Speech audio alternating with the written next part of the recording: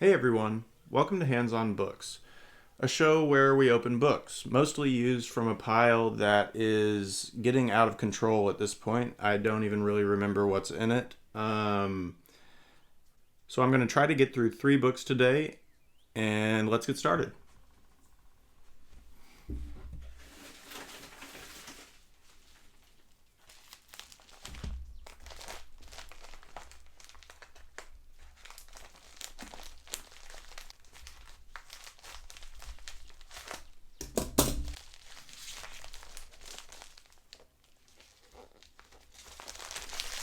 I'll damage this one a little bit.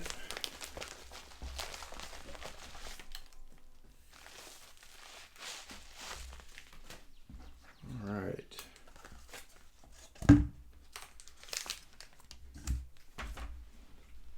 The Testament of Solomon, Recension C. Translated here for the first time from 15th century Byzantine Greek manuscripts. Brian Johnson. Translated here for the first time from 15th century Byzantine Greek manuscripts, one such text of the secret Solomonic history has finally been made available in English.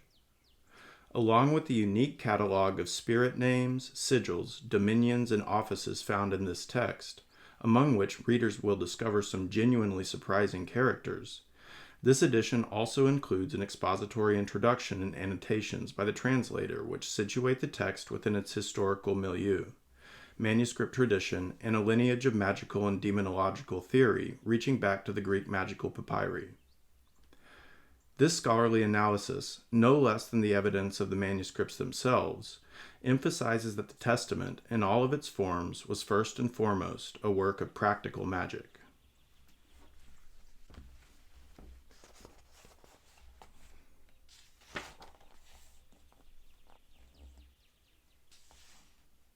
An original translation with annotations and commentary.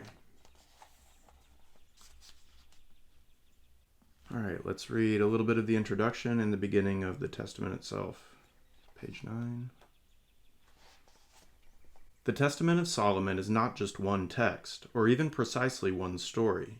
It is, rather, a handful of distinct narratives, often overlapping, recounted in manuscripts written hundreds of years and thousands of miles apart, each imagining in its own way and for its own ends the true and complete story of King Solomon, his piety and hubris, humility and ambition, his insight and foolishness, his power, lust, and fall. While these narratives generally agree on the broad outline, Solomon's prayer to God is answered with the power to suborn demons, whom he then systematically interrogates and utilizes as manual laborers. They frequently differ in the precise cast of characters, sequence of scenes, and ultimate fate of the protagonist.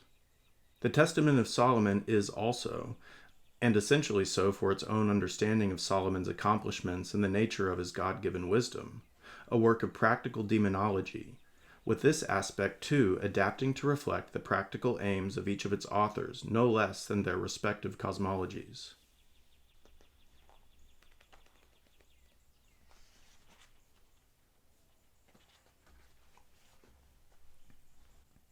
Testament of Solomon. Incipit. A testament of most wise Solomon, with its parallel names, which were guarded as mysteries by Hezekiah after the death of David the king. Prologue. It came to be after the death of David the king, having prayed that his son would build Zion, and he himself also praying, there came a voice saying, Solomon, son of David, the Lord God of your fathers himself, having heard your prayers, has given to you all power, and behold, you will come to see all the wisdom gleaming like snow before your face and eyes. Having heard these things, and as though illuminated by that gleaming and inspired to the purpose, I began imploring and begging God, speaking thus, Eternal God, I said, inconceivable God, uncreated and invisible, having created everything by your Spirit alone, behold the prayer of your slave and elucidate the works of your hands. For just as you have done, God, making and sustaining in composition each of our bodies, the fruit-bearing and non-fruit-bearing trees, beasts and birds, so too the very divine air which all of nature breathes. Your greatness is therefore secreted, where it may be laid open before my eyes, and I may see your hidden wisdom, so that you will be blessed unto the ages. Amen.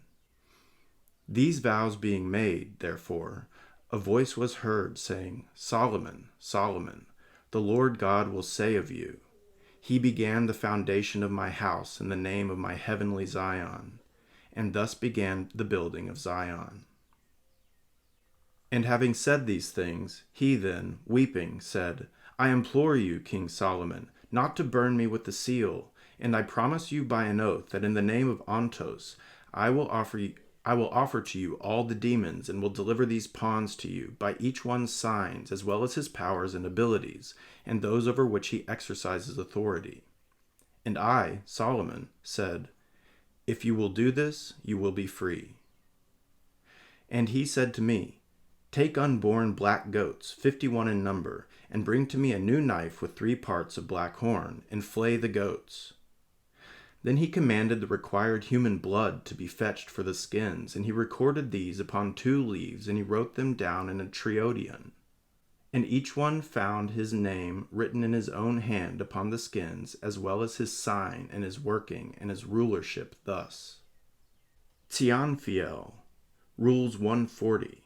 He also works to report things past and present, and things that shall be. Pharon rules 1000. He also works to fulfill all that one wills.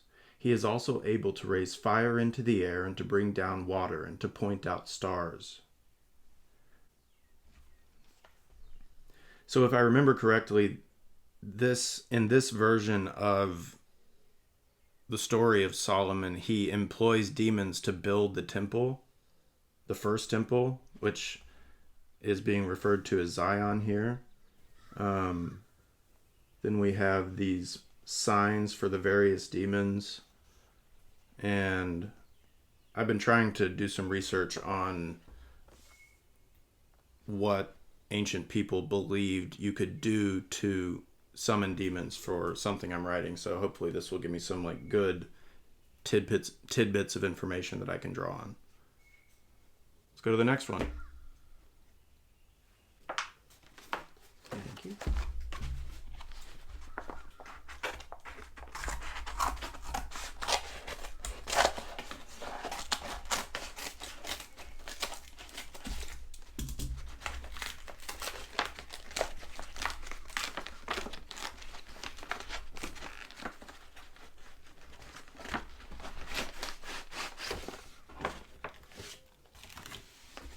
What do we got? Another Le Carré, small town in Germany. Nice hardback. The cover's in good shape. Let's read the interior cover.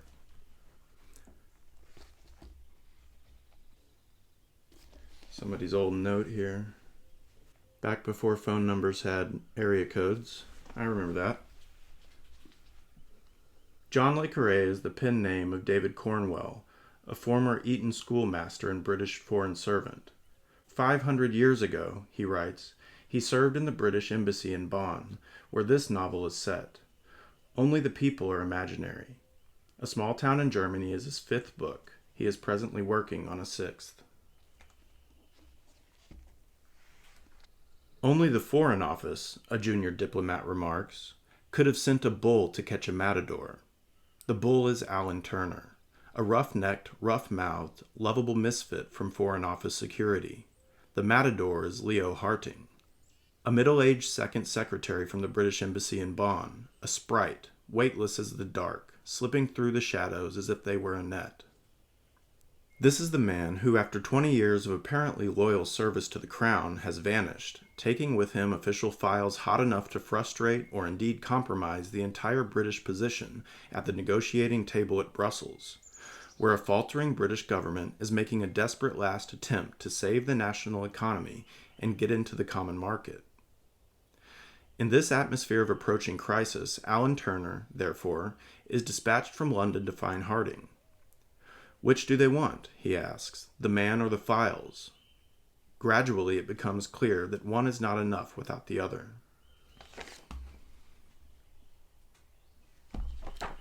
Nice. Good condition old hardback. See when it's from. 1968. Smells great. And looks like almost in perfect condition for a book from 1968. All right, prologue. The Hunter and the Hunted. 10 minutes to midnight, a pious Friday in May in a fine river mist lying in the market square. What a good sentence. Opening sentence. Bonn was a Balkan city, stained in secret, drawn over with tram wire. Bonn was a dark house where someone had died, a house draped in Catholic black and guarded by policemen. Their leather coats glistened in the lamplight. The black flags hung over them like birds. It was as if all but they had heard the alarm and fled.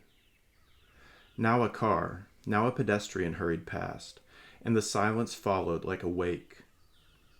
A tram sounded, but far away.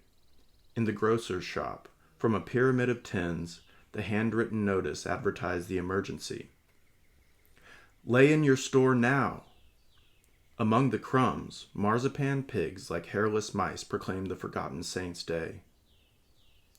Only the poster spoke. From trees and lanterns they fought their futile war, each at the same height, as if that were the regulation. They were printed in radiant paint, mounted on hardboard, and draped in thin streamers of black bunting, and they rose at him vividly as he hastened past. Send the foreign workers home! Rid us of the whore Bonn! Unite Germany first, Europe second! And the largest was set above them, in a tall streamer right across the street. Open the road east! The road west has failed. His dark eyes paid them no attention. A policeman stamped his boots and grimaced at him, making a hard joke of the weather. Another challenged him, but without conviction, and one called Guten Abend, but he offered no reply. For he had no mind for any but the plumper figure 100 paces ahead of him, who trotted hurriedly down the wide avenue, entering the shadow of a black flag, emerging as the tallow lamplight took him back. I love, just an incredible first page. I want to keep going a little bit. The dark had made no ceremony of coming, nor the gray day of leaving, but the night was crisp for once and smelt of winter. For most months, Bonn is not a place of seasons.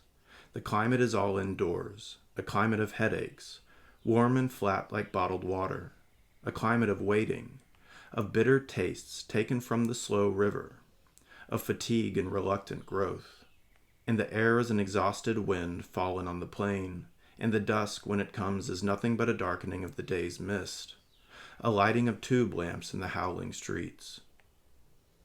But on that spring night the winter had come back to visit, slipping up the Rhine valley under cover of the predatory darkness, and it quickened them as they went, hurt them with its unexpected chill. The eyes of the smaller man, straining ahead of him, shed tears of cold. The avenue curved, taking them past the yellow walls of the university. Democrats! Hang the press baron! The world belongs to the young! Let the English lordlings beg! Axel Springer to the gallows! Long live Axel Springer! Protest is freedom! These posters were done in woodcut on a student press. Overhead the young foliage glittered in a fragmented canopy of green glass. The lights were brighter here, the police fewer. The men strode on, neither faster nor slower, the first busily, with a beetle's flurry. His stride, though swift, was stagey and awkward, as if he had stepped down from somewhere grander, a walk replete with a German burgher's dignity. His arms swung shortly at his sides, and his back was straight. Did he know he was being followed?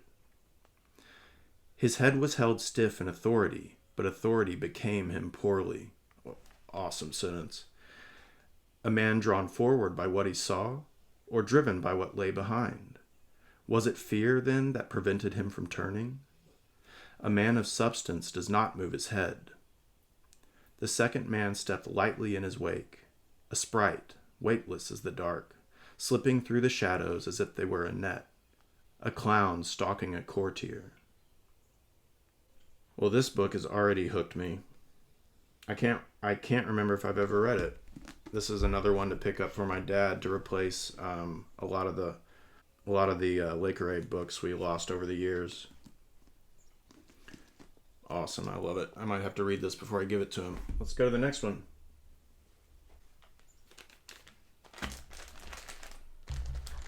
Got a little guy.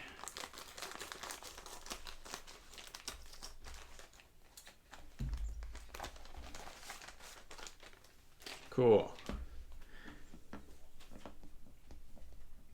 So this is Out of the Silent Planet by C.S. Lewis. I had a friend recommend this to me. I didn't really know that he wrote science fiction. I knew he wrote, obviously,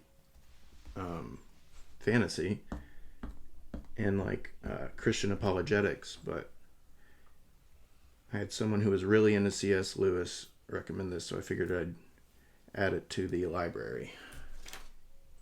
I can get that later. The beginning of a celebrated space trilogy, which is continued in Perelandra and That Hideous Strength. Originally $1.50. I love these old sci-fi paperbacks, always. Especially the art. C.S. Lewis, perhaps best known as the author of the Screwtape Letters, was a professor of medieval and Renaissance literature at Cambridge University until his death in 1963. He also wrote the well-loved Chronicles of Narnia, a series of stories for children, as well as nonfiction, including The Problem of Pain and Miracles.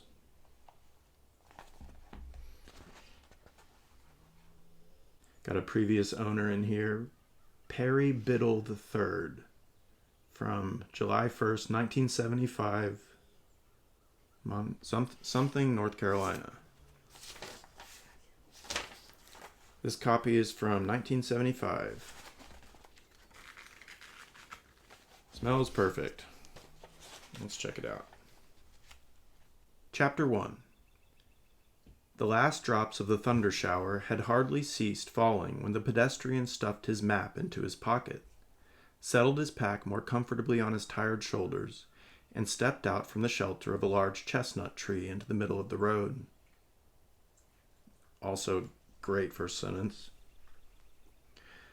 A violent yellow sunset was pouring through a rift in the clouds to westward, but straight ahead over the hills the sky was the color of dark slate. Every tree and blade of grass was dripping, and the road shone like a river. The pedestrian wasted no time on the landscape, but set out at once with the determined stride of a good walker who has lately realized that he will have to walk farther than he intended. That, indeed, was his situation.